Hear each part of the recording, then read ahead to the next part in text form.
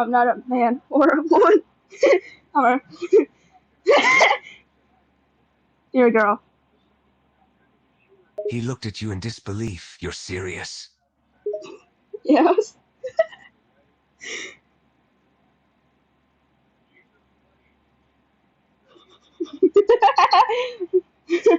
you're, I'm not a man or a woman.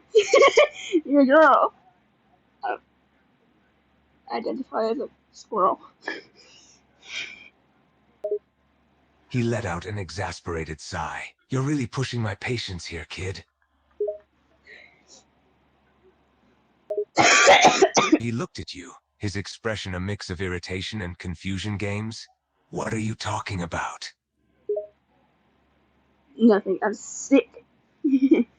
Cough, cough.